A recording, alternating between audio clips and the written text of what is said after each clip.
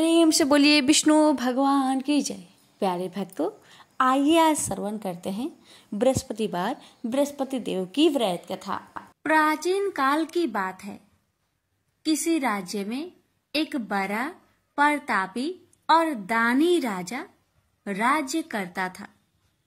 वह हर गुरुवार को व्रत रखकर दीन दुखियों की मदद करके पुण्य प्राप्त करता था। परंतु ये बात उसकी रानी को अच्छी नहीं लगती थी। वह न तो व्रत करती थी और न ही दान पुण्य में विश्वास रखती थी। इतना ही नहीं, वह राजा को भी ऐसा करने से मना करती थी। एक समय की बात है। राजा शिकार खेलने के लिए वन में गए। घर पर रानी और दासी थी। उसी समय गुरु बृहस्पति देव साधु का रूप धारण कर राजा के दरवाजे पर भिक्षा मांगने आए। साधु ने जब रानी से भिक्षा मांगी तो वह कहने लगी, हे साधु महाराज, मैं इस दान और पुण्य से तंग आ गई हूँ। आप कोई ऐसा उपाय बताएं जिससे कि सारा धन नष्ट हो जाए और मैं आराम से रह सकूं। इतना सुनकर बृहस्पति देव ने कहा, हे देवी, तुम बड़ी विचित्र हो। संतान और धन से कोई दुखी होता है। अगर अधिक धन है तो उसे शुभ कार्यों में लगाओ, कुंवारी कन्याओं का विवाह कराओ, विद्यालय और बाग बगीचे का निर्माण कराओ, जिससे तुम्हारे दोनों लोग सुधरे। परंतु साधु की इन बातों से रानी को खुशी नहीं हुई। उसने कहा कि मुझे ऐसे धन की आवश्यकता नहीं है जिसे मैं दान दूं और जिसे संभालने में मेरा सारा समय नष्ट हो जाए।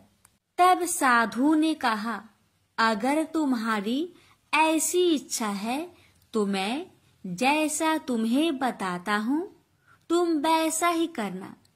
गुरुवार के दिन तुम घर को गोबर से लिपना, अपने बालों को पीली मिट्टी से धोना, राजा से हजामत बनाने को कहना, भोजन में मांस मदिरा का प्रयोग करना, कपड़े धोबी के यहाँ धुलने देना। इस प्रकार 7 बृहस्पतिवार करने से तुम्हारा समस्त धन नष्ट हो जाएगा। इतना कहकर साधु के रूप में बृहस्पति देव अंतर ध्यान हो गए। साधु के अनुसार कई बातों को पूरा करते हुए रानी को केवल 3 बृहस्पतिवार ही बीते थे कि उसकी समस्त धन संपत्ति नष्ट हो गई। भोजन के लिए राजा का परिवार तरसने लगा। तब एक दिन राजा ने रानी से बोला कि हे रानी, तुम यहीं रहो, मैं दूसरे देश को जाता हूँ, क्योंकि यहाँ पर सभी लोग मुझे जानते हैं, इसलिए मैं कोई छोटा कार्य नहीं कर सकता। ऐसा कहकर राजा दूसरे देश चला गया। वहाँ वह जंगल से लकड़ी काट कर लाता और शहर में बेचता। इस तरह वह अपना जीवन व्यतीत करने लगा। इधर राजा के परदेश जाते ही रानी और दासी दुखी रहने लगी। एक बार जब रानी और दासी को 7 दिन तक बिना भोजन के रहना पड़ा, तो रानी ने अपनी दासी से कहा, हे दासी, पासी के नगर में मेरी बहन रहती है। वह बड़ी धनवान है, तो उसके पास जा और कुछ ले आ, ताकि थोड़ी बहुत गुजर बसर हो जाए। दासी रानी की बहन के पास गई। उस दिन गुरुवार था और रानी की बहन उस समय बृहस्पतिवार व्रत की कथा सुन रही थी। दासी ने रानी की बहन को अपनी रानी का संदेश दिया, लेकिन रानी की बड़ी बहन ने कोई उत्तर नहीं दिया। जब दासी को रानी की बहन से कोई उत्तर नहीं मिला तो वह बहुत दुखी हुई और उसे क्रोध भी आया। दासी ने वापस आकर रानी को सारी बात बता दी। ये सुनकर रानी ने अपने भाग्य को कोसा। उधर रानी की बहन ने सोचा कि मेरी बहन की दासी आई थी, परंतु मैं उससे नहीं बोली, इससे वह बहुत दुखी हुई होगी। कथा सुनकर और पूजा समाप्त करके वह अपनी बहन के घर आई और कहने लगी, हे बहन, मैं बृहस्पतिवार का व्रत कर रही थी। तुम्हारी दासी मेरे घर आई थी, परंतु जब तक कथा होती है तब तक ना तो उठते हैं और ना ही बोलते हैं, इसलिए मैं नहीं बोली। बताओ दासी, क्यों आई थी? रानी बोली, बहन, तुमसे क्या छिपाऊं? हमारे घर में खाने तक को अनाज नहीं था। ऐसा कहते कहते रानी की आंखें भर आई। उसने दासी समेत पिछले 7 दिनों से भूखे रहने तक की बात अपनी बहन को विस्तार पूर्वक सुना दी। रानी की बहन बोली, देखो बहन, भगवान बृहस्पति देव सबकी मनोकामना को पूर्ण करते हैं। देखो, शायद तुम्हारे घर में अनाज रखा हो। पहले तो रानी को विश्वास नहीं हुआ, पर बहन के आग्रह करने पर उसने अपनी दासी को अंदर भेजा तो उसे सचमुच अनाज से भरा एक घड़ा मिल गया। यह देखकर दासी को बड़ी हैरानी हुई। दासी रानी से कहने लगी, हे रानी, जब हमको भोजन नहीं मिलता तो हम व्रत ही तो करते हैं, इसलिए क्यों न इनसे व्रत और कथा की विधि पूछ ली जाए ताकि हम भी व्रत कर सके। तब रानी ने अपनी बहन से बृहस्पतिवार व्रत के बारे में पूछा। उसकी बहन ने बताया, बृहस्पतिवार के व्रत में चने की दाल और मुनक्का से विष्णु भगवान का केले के जड़ में पूजन करे तथा दीपक जलाए, व्रत कथा सुने और पीला भोजन ही करे। इससे बृहस्पति देव प्रसन्न होते हैं। व्रत और पूजन विधि बताकर रानी की बहन अपने घर लौट आई। 7 दिन के बाद जब गुरुवार आया तो रानी और दासी ने व्रत रखा।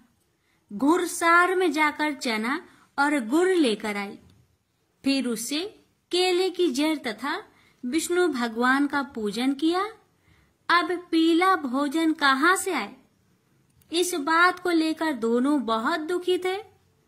चूंकि उन्होंने व्रत रखा था, इसलिए बृहस्पति देव उनसे प्रसन्न थे। इसलिए वे एक साधारण व्यक्ति का रूप धारण कर 2 थालों में सुंदर पीला भोजन दासी को दे गए। भोजन पाकर दासी प्रसन्न हुई और फिर रानी के साथ मिलकर भोजन ग्रहण किया। उसके बाद वे सभी गुरुवार को व्रत और पूजन करने लगी। बृहस्पति भगवान की कृपा से उनके पास फिर से धन संपत्ति आ गई, परंतु रानी फिर से पहले की तरह आलस्य करने लगी। तब दासी बोली, देखो रानी, तुम पहले भी इस प्रकार आलस्य करती थी। तुम्हें धन रखने में कष्ट होता था, इस कारण सभी धन नष्ट हो गया, और अब जब भगवान बृहस्पति की कृपा से धन मिला है तो तुम्हें फिर से आलस्य होता है। रानी को समझाते हुए दासी कहती है कि बड़ी मुसीबतों के बाद हमने यह धन पाया है, इसलिए हमें दान पुण्य करना चाहिए, भूखे मनुष्य को भोजन कराना चाहिए और धन को शुभ कार्य में खर्च करना चाहिए, जिससे तुम्हारे कुल का यश बढ़ेगा, स्वर्ग की प्राप्ति होगी और पितृ प्रसन्न होंगे। दासी की बात मानकर रानी अपना धन शुभ कार्य में खर्च करने लगी, जिससे पूरे नगर में उसका यश फैलने लगा। बृहस्पतिवार व्रत कथा के बाद श्रद्धा के साथ आरती की जानी चाहिए। इसके बाद प्रसाद बांटकर उसे ग्रहण करना चाहिए। एक दिन राजा दुखी होकर जंगल में एक पेड़ के नीचे आसन जमाकर बैठ गया। वह अपनी दशा को याद करके व्याकुल होने लगा। बृहस्पतिवार का दिन था। एकाएक उसने देखा कि निर्जन वन में एक साधु प्रकट हुए। वह साधु भेष में स्वयं बृहस्पति देवता थे। लकड़हारे के सामने आकर बोले, हे लकड़हारे, इस सुनसान जंगल में तू चिंता मग्न क्यों बैठा है? लकड़हारे ने दोनों हाथ जोड़कर प्रणाम किया और उत्तर दिया, महात्मा जी, आप सब कुछ जानते हैं, मैं क्या कहूँ? यह कहकर रोने लगा और साधु को अपनी आत्मकथा सुनाई। महात्मा जी ने कहा, तुम्हारी स्त्री ने बृहस्पति के दिन बृहस्पति भगवान का निरादर किया है, जिसके कारण रुष्ट होकर उन्होंने तुम्हारी यह दशा कर दी। अब तुम चिंता को दूर करके मेरे कहने पर चलो तो तुम्हारे सब कष्ट दूर हो जाएंगे और भगवान पहले से भी अधिक संपत्ति देंगे। तुम बृहस्पतिवार के दिन कथा किया करो। 2 पैसे के चने मुनक्का लाकर उसका प्रसाद बनाओ और शुद्ध जल से लोटे में शक्कर मिलाकर अमृत तैयार करो।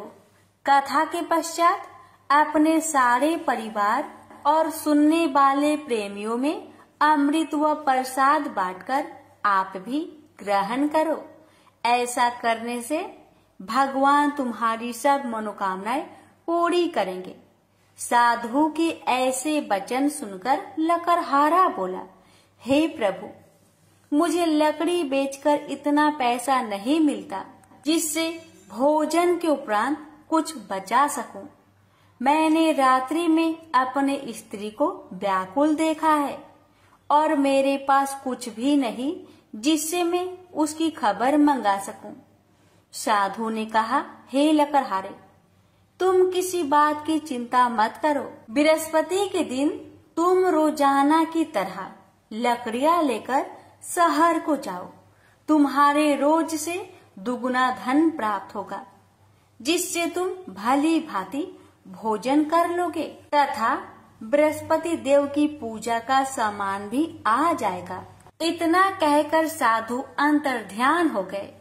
धीरे धीरे समय व्यतीत होने पर फिर वही बृहस्पतिवार का दिन आया। लकड़हारा जंगल से लकड़ी काटकर किसी शहर में बेचने गया। उसे उस दिन और दिन से अधिक पैसा मिला। राजा ने चना गुड़ आदि लाकर गुरुवार का व्रत किया। उस दिन से उसके सभी कलेश दूर हुए। परंतु जब दोबारा गुरुवार का दिन आया तो बृहस्पतिवार का व्रत करना भूल गया। इस कारण बृहस्पति भगवान नाराज हो गए। उस दिन उस नगर के राजा ने विशाल यज्ञ का आयोजन किया तथा शहर में यह घोषणा करा दी कि कोई भी मनुष्य अपने घर में भोजन न बनावे, न आग जलावे। समस्त जनता मेरे यहाँ भोजन करने आवे। इस आज्ञा को जो न मानेगा उसे फांसी की सजा दी जाएगी। इस तरह की घोषणा संपूर्ण नगर में करवा दी गई। राजा की आज्ञा अनुसार शहर के सभी लोग भोजन करने गए, लेकिन लकड़हारा कुछ देर से पहुंचा, इसलिए राजा उसको अपने साथ घर लिवा ले गए और ले जाकर भोजन करा रहे थे तो रानी की दृष्टि उस खूंटी पर पड़ी जिस पर उसका हार लटका हुआ था। वह वहां पर दिखाई नहीं दिया। रानी ने निश्चय किया कि मेरा हार इस मनुष्य ने चुरा लिया है। उसी समय सिपाहियों को बुलवाकर उसको कारागार में डलवा दिया। जब लकड़हारा कारागार में पड़ गया और बहुत दुखी होकर विचार करने लगा कि ना जाने कौन से पूर्व जन्म के कर्म से मुझे यह दुख प्राप्त हुआ है। और उसी साधु को याद करने लगा जो कि जंगल में मिला था। उसी समय तत्काल बृहस्पति देव साधु के रूप में प्रकट हुए और उसकी दशा को देखकर कहने लगे, अरे मूर्ख, तूने बृहस्पति देव की कथा नहीं करी, इस कारण तुझे दुख प्राप्त हुआ है। अब चिंता मत कर, बृहस्पतिवार के दिन कारागार के दरवाजे पर 4 पैसे पड़े मिलेंगे। उनसे तू बृहस्पति देव की पूजा करना, तेरे सभी कष्ट दूर हो जाएंगे। बृहस्पति के दिन उसे 4 पैसे मिले। लकड़हारे ने कथा कही। उसे रात्रि को बृहस्पति देव ने उस नगर के राजा को सपने में कहा, हे राजा, तुमने जिस आदमी को कारागार में बंद किया है वह निर्दोष है, वह राजा है, उसे छोड़ देना। रानी का हार उसी खूंटी पर लटका है। अगर तू ऐसा नहीं करेगा तो मैं तेरे राज्य को नष्ट कर दूंगा। इस तरह रात्रि के सपनों को देखकर राजा प्रातः काल उठा और खूंटी पर हार देखकर लकड़हारे को बुलाकर क्षमा मांगी तथा लकड़हारे को योग सुंदर वस्त्र आभूषण देकर विदा कर दिया। बृहस्पति देव की आज्ञा अनुसार लकड़हारा अपने नगर को चल दिया। राजा जब अपने नगर के निकट पहुंचा तो उसे बड़ा आश्चर्य हुआ। नगर में पहले से अधिक बाग, तालाब, कुएं तथा बहुत सी धर्मशाला, मंदिर आदि बन गई है। राजा ने पूछा, यह किसका बाग और धर्मशाला है? तब नगर के सब लोग कहने लगे, यह सब रानी और बांदी की है। तो राजा को आश्चर्य हुआ और गुस्सा भी आया।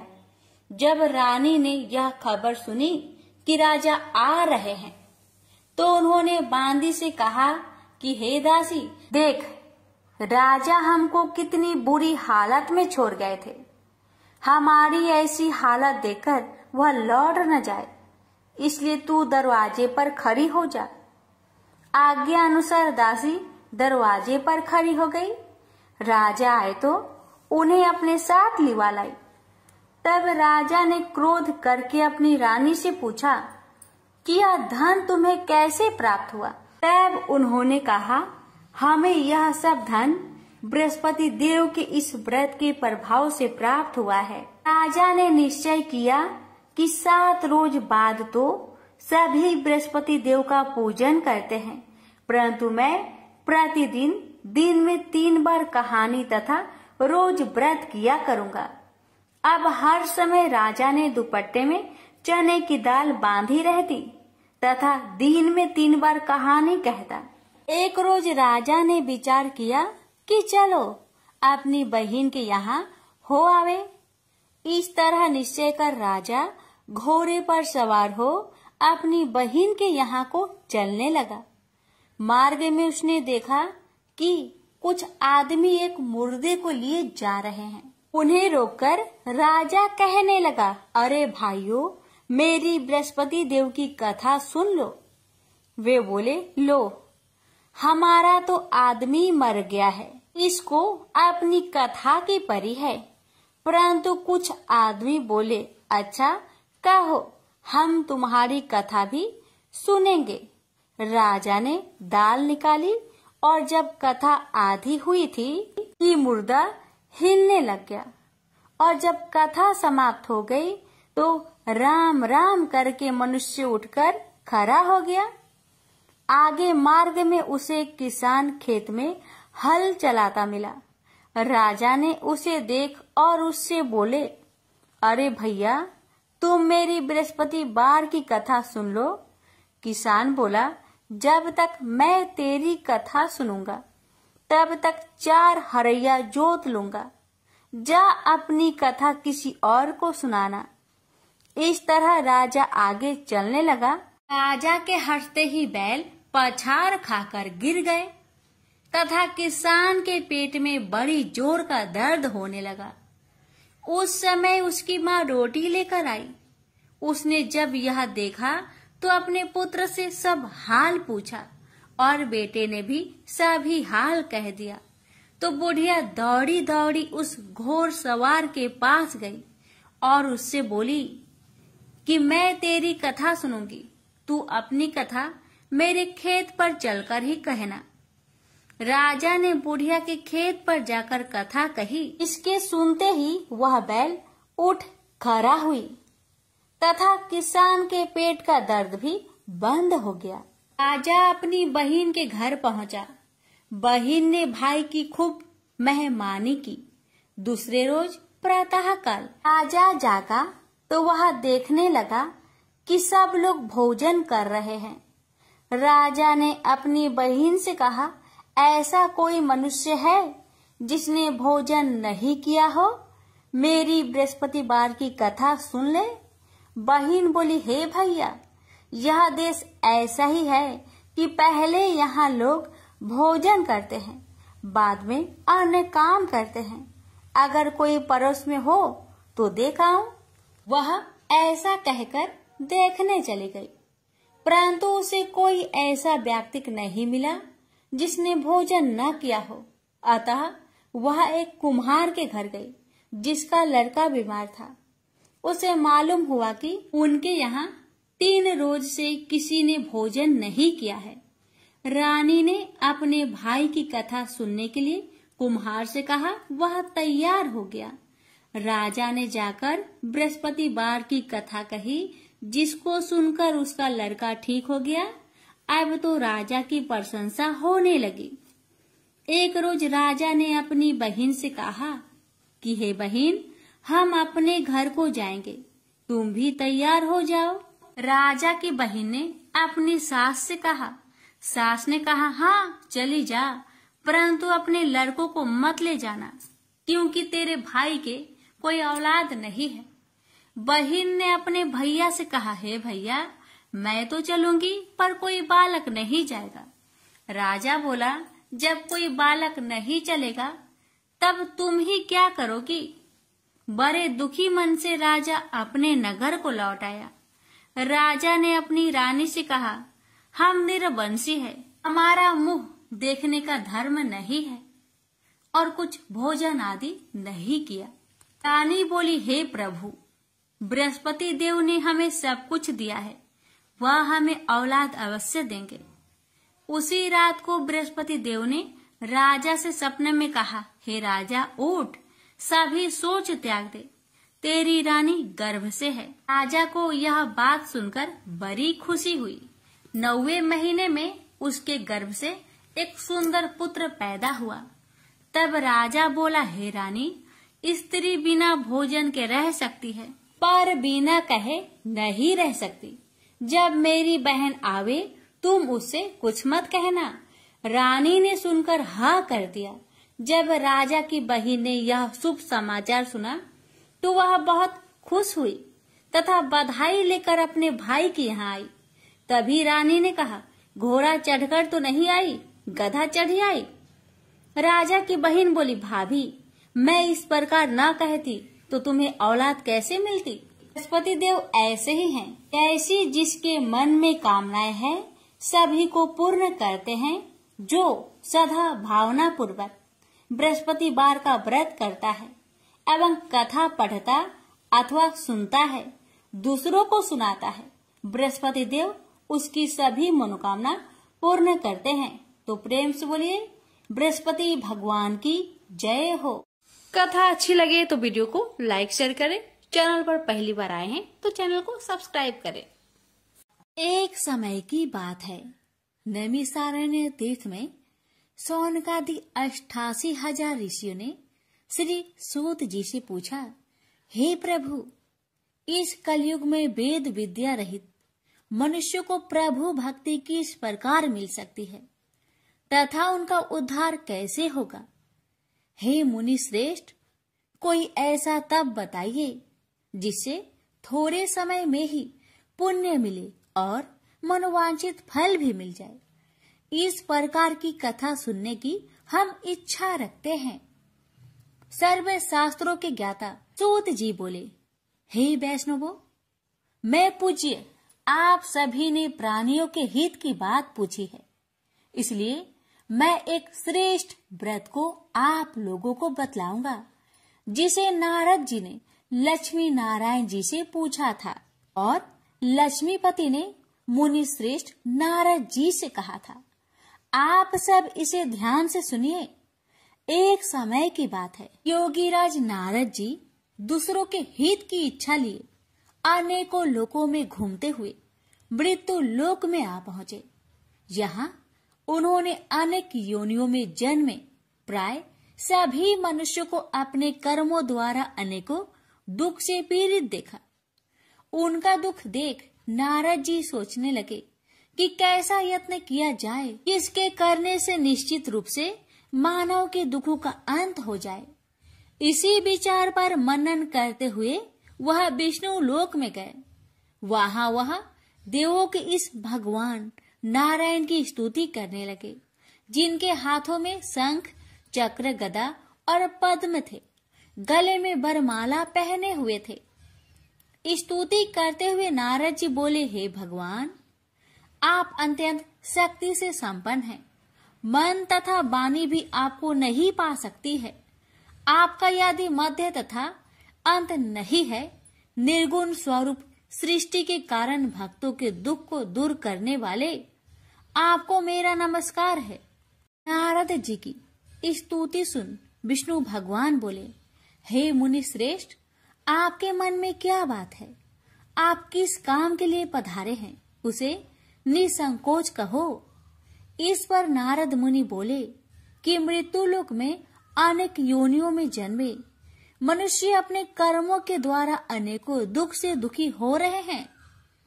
हे नाथ, आप मुझ पर दया रखते हैं तो बताइए कि वो मनुष्य थोड़े प्रयास से ही अपने दुखों से कैसे छुटकारा पा सकते हैं। श्री हरि बोले, हे नारद, मनुष्य की भलाई के लिए तुमने बहुत ही अच्छी बात पूछी है, जिसके करने से मनुष्य मोह से छूट जाता है। वह बात मैं कहता हूँ, उसे सुनो। स्वर्ग लोक व मृत्यु लोक दोनों में एक दुर्लभ उत्तम व्रत है जो पुण्य देने वाला है। आज प्रेम वश होकर मैं उसे तुमसे कहता हूँ। श्री सत्यनारायण भगवान का यह व्रत अच्छी तरह विधान पूर्वक करके मनुष्य तुरंत ही यहाँ सुख भोग कर मरने पर मोक्ष पाता है। श्री हरि के वचन सुन नारद जी बोले कि उस व्रत का फल क्या है और उसका विधान क्या है। यह व्रत किसने किया था, इस व्रत को किस दिन करना चाहिए, सभी कुछ विस्तार से बताए। नारद की बात सुनकर श्री हरि बोले, दुख व शोक को दूर करने वाला यह व्रत सभी स्थानों पर विजय दिलाने वाला है। मानव को भक्ति व श्रद्धा के साथ शाम को श्री सत्यनारायण की पूजा धर्म परायण होकर ब्राह्मणों व बंधुओं के साथ करनी चाहिए।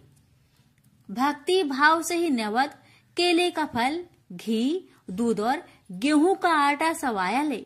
गेहूं के स्थान पर साठी का आटा, शक्कर तथा गुड़ लेकर वह सभी भक्षण योग्य पदार्थों को मिलाकर भगवान का भोग लगाए। ब्राह्मणों सहित बंधु बांधवों को भी भोजन कराए। उसके बाद स्वयं भोजन करे और भजन कीर्तन के साथ भगवान की भक्ति में लीन हो जाए। इस तरह से सत्यनारायण भगवान का यह व्रत करने पर मनुष्य की सारी इच्छाएं निश्चित रूप से ही पूरी होती है। इस कली काल अर्थात कलयुग में मृत्यु लोक में मोक्ष का यही एक सरल उपाय है। इति श्री सत्यनारायण व्रत कथा प्रथम अध्याय संपूर्ण। श्रीमन नारायण नारायण नारायण, भज मन नारायण नारायण नारायण। श्री सत्यनारायण भगवान की जय।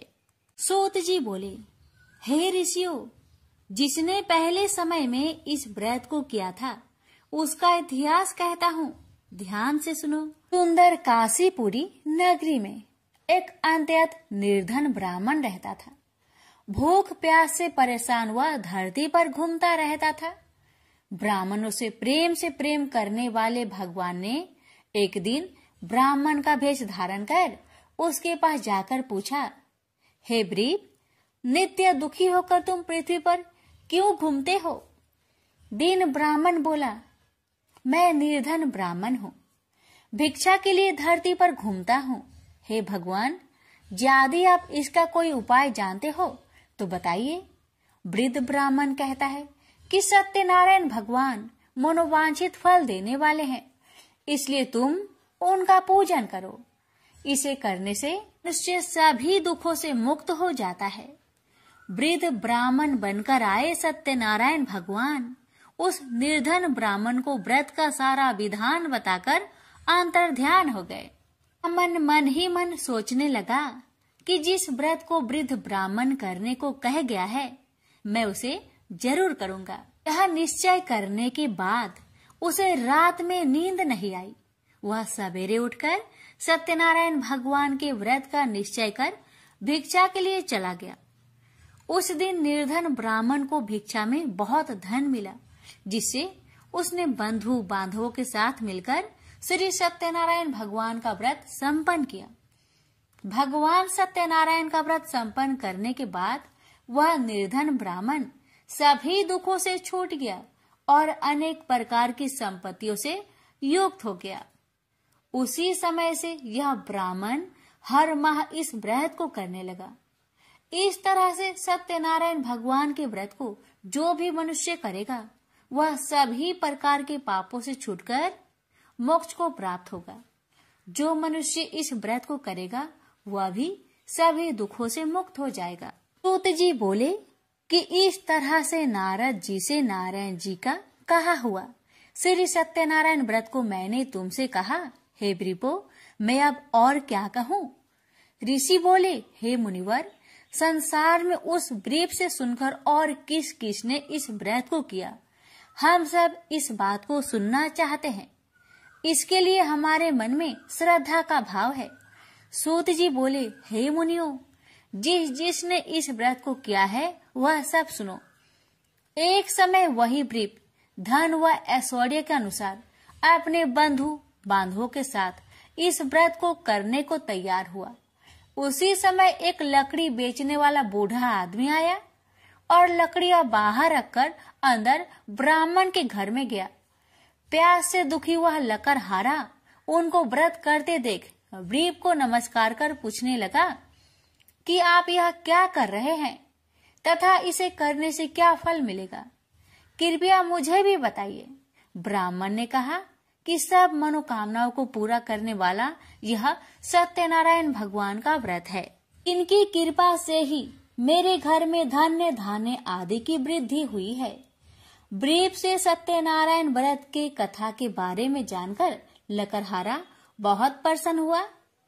चरणामृत लेकर वह प्रसाद खाने के बाद वह अपने घर गया।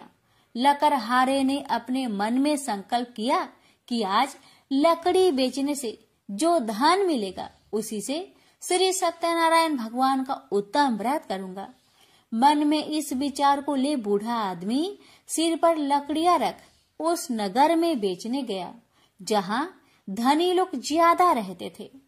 उस नगर में उसे अपनी लकड़ियों का दाम पहले से 4 गुना अधिक मिलता है। बूढ़ा प्रसन्नता के साथ दाम लेकर केले, शक्कर, घी, दूध, दही और गेहूं का आटा ले और सत्यनारायण भगवान की व्रत की अन्य सामग्रियां लेकर अपने घर गया। वहां उसने अपने बंधु बांधवों को बुलाकर विधि विधान से सत्यनारायण भगवान का पूजन और व्रत किया।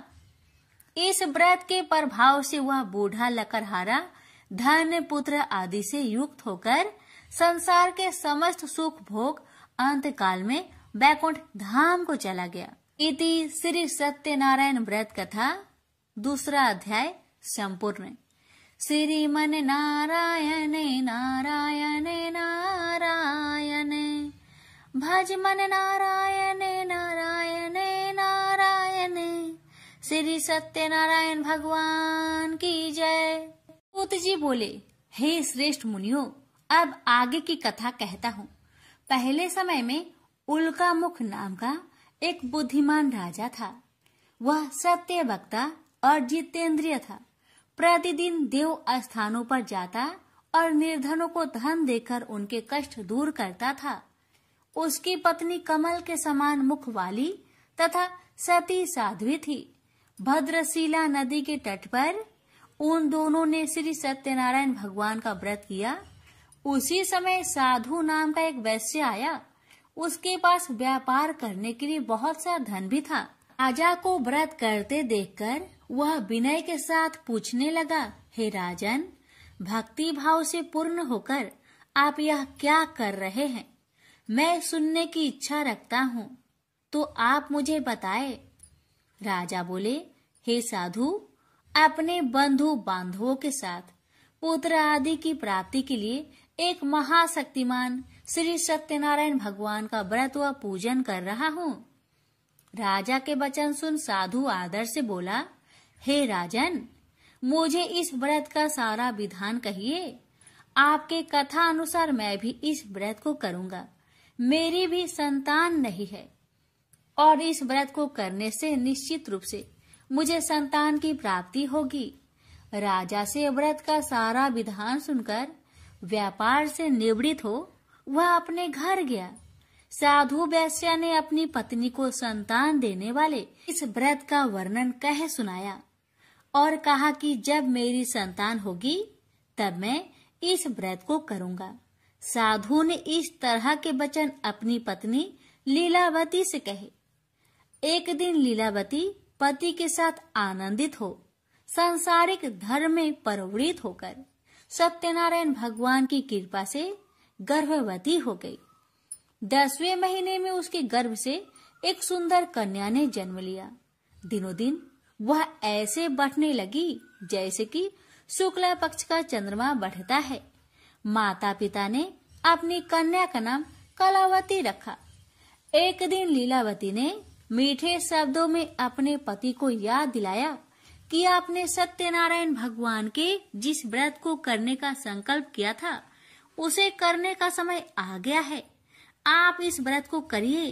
साधु बोला कि हे प्रिय, इस व्रत को मैं उसके विवाह पर करूँगा।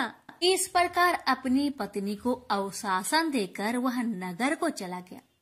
कलावती पिता के घर में रह वृद्धि को प्राप्त हो गई।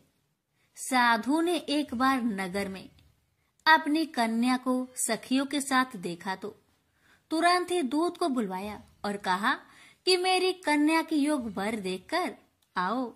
साधु की बात सुनकर दूत कंचन नगर में पहुंचा और वहां देखभाल कर लड़की के सुयोग बनिक पुत्र को ले आया। सुयोग लड़के को देख साधु ने बंधु बांधवों को बुलाकर अपनी पुत्री का विवाह कर दिया। लेकिन दुर्भाग्य की बात ये कि साधु ने अभी भी श्री सत्यनारायण भगवान का व्रत नहीं किया। इस पर श्री भगवान क्रोधित हो गए और श्राप दिया कि साधु को अत्यधिक दुख मिले।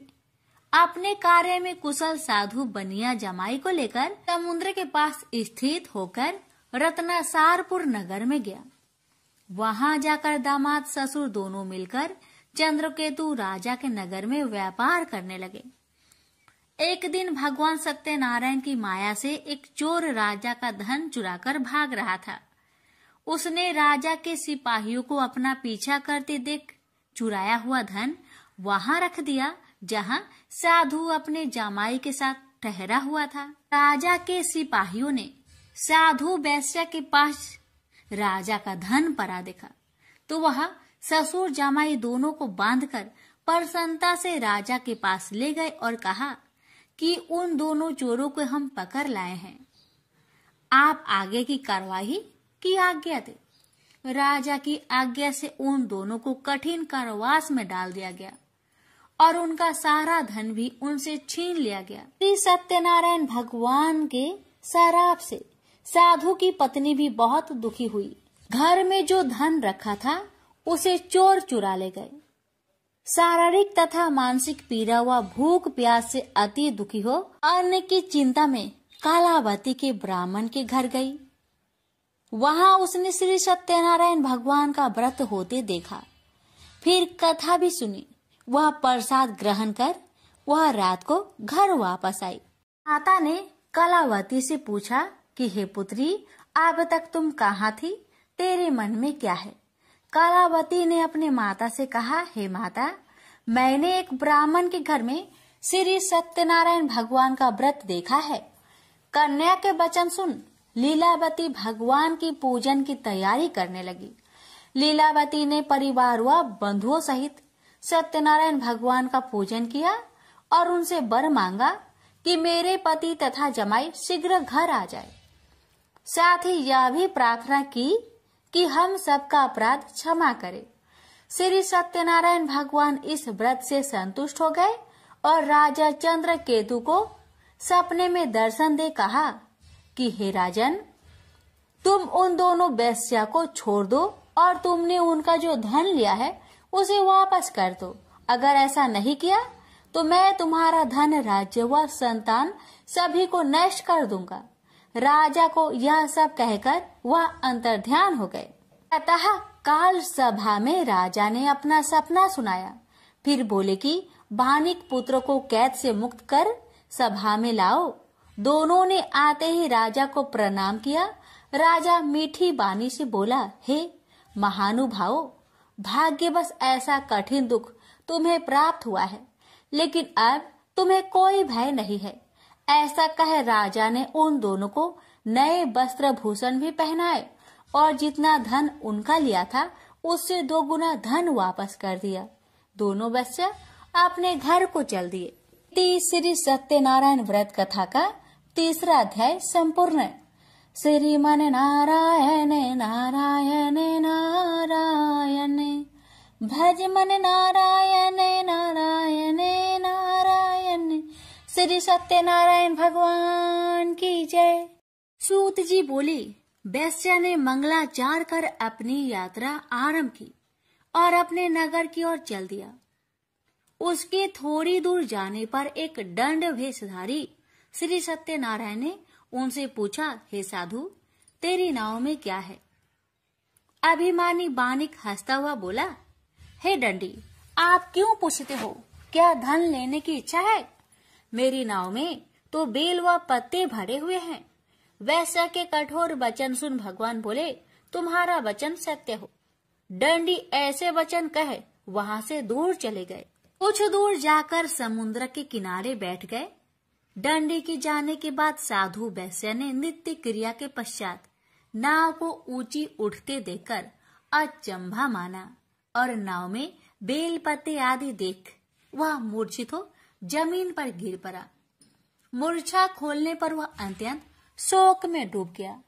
तब उसका दामाद बोला कि आप शोक न मनाए, यह दंडी का श्राप है, इसलिए हमें उनकी शरण में जाना चाहिए, तभी हमारी मनोकामना पूरी होगी।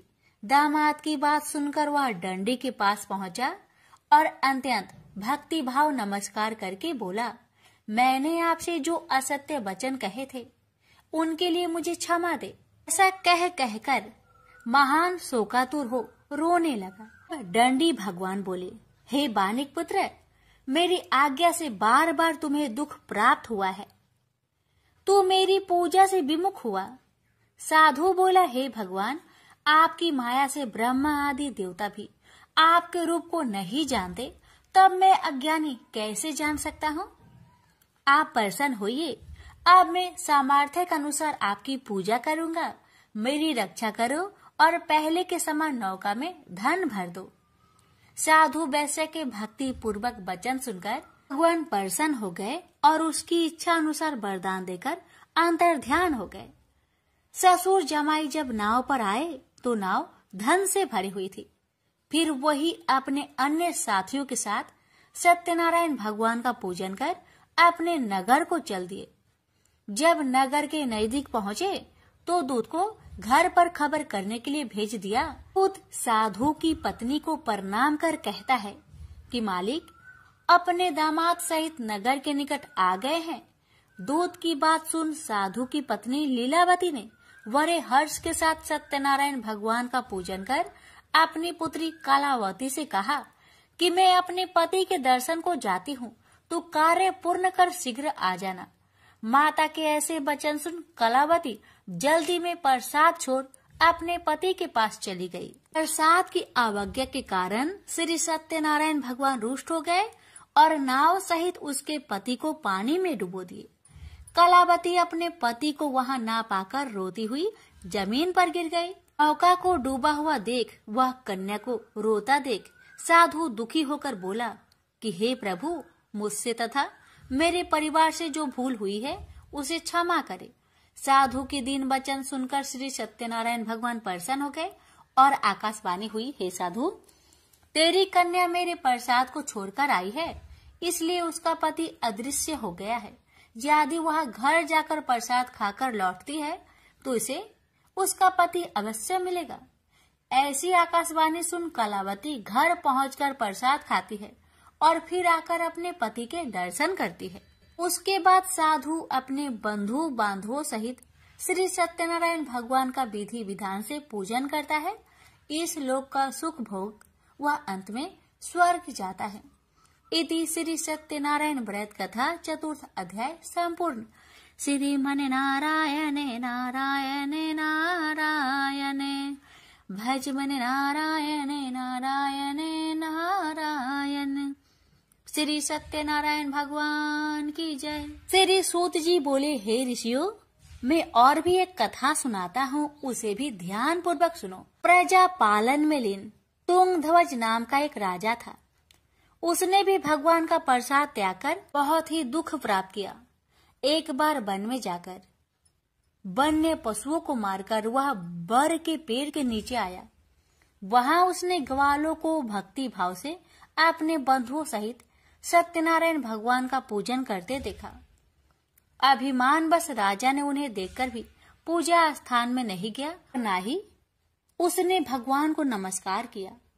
ग्वालों ने राजा को प्रसाद दिया, लेकिन उसने वह प्रसाद नहीं खाया और प्रसाद को वहीं छोड़कर वह अपने नगर को चला गया।